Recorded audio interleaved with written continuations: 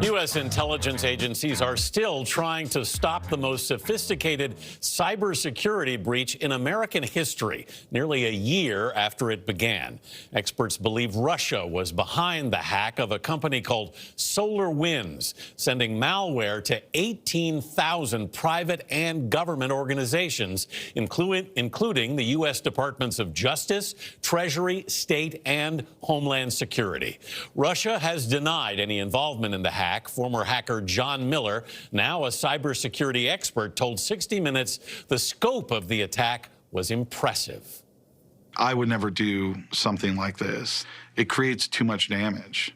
Miller says with the SolarWinds attack, Russia has demonstrated that none of the software we take for granted is truly safe, including the apps on our telephones, laptops, and tablets.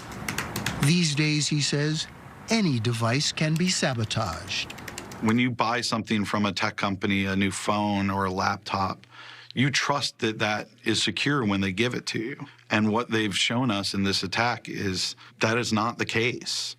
They have the ability to compromise those supply chains and manipulate whatever they want, whether it's financial data, source code, the functionality of these products. They can take control. So, for instance, they could destroy all the computers on a network? Oh, easily. The malware that they deployed off of SolarWinds, it didn't have the functionality in it to do that, but to do that is trivial. Chris Krebs was director of the Department of Homeland Security's Cybersecurity and Infrastructure Security Agency, also called CISA. Until last November, he is now a partner at Krebs Stamos Group, which was hired by SolarWinds to help investigate the hack. He joins us now. Good morning, Chris. Thank you for being with us. This attack has been going on for nearly a year. As we mentioned, it's still going on. What is your biggest concern about what Russia is doing? Well, good morning, Anthony. Thanks for having me on.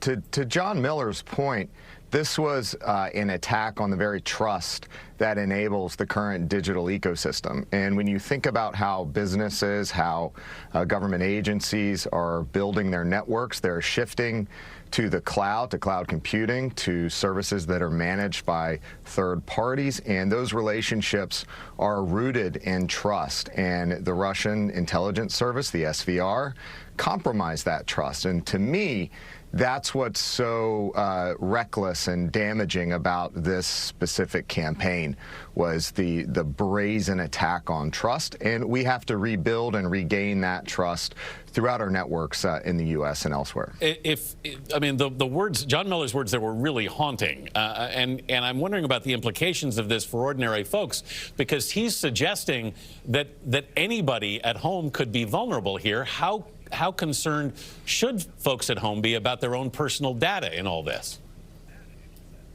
So I think this specific campaign by the Russian intelligence service was an exquisite operation, really focused on gathering intelligence from the government and from key businesses. I think your viewers have a different set of threats they need to be concerned about, and that is from cyber criminals that would seek to steal their financial information, get into their bank accounts and things like that. But this specific campaign is much more focused on gathering intelligence from the federal government. It was a private company that discovered this hack.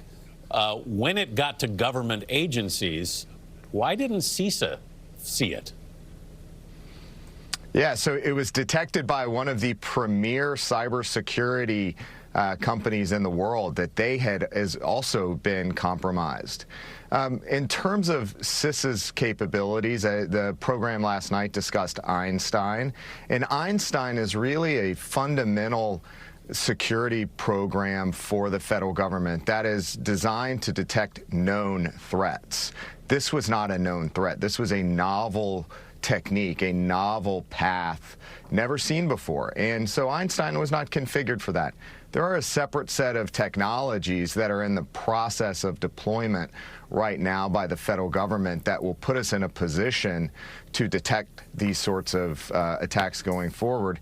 And what I understand the administration is doing, the White House National Security Council, led by the new Deputy National Security Advisor, Ann Neuberger, they are contemplating a wide-ranging executive order that will accelerate the security programs, the investment. Congress does need to ramp up investment in security efforts, but will really look to, as I mentioned earlier, regain trust, understand those third-party, those private sector companies that provide software and services, and make sure that we understand the risk that's involved with those programs and really lock down agency networks. Yeah. And quickly, a former NSA deputy director told 60 Minutes the only way to end this attack is to get rid of all the affected networks and hardware. Is that what it's going to take? And how quickly can they do that? So Chris Inglis is a friend. I know him well. I think that probably the more cost-effective approach is to assume that even prior to this campaign, that the Russians were already there and the Russians will be there in the future. And so what you need to do is you hunt relentlessly across those agency networks. And that's what CISA has been empowered to do by Congress. Now Congress needs to follow up with the funding. All right. Chris Krebs, thank you so much for being with us this morning. We appreciate it.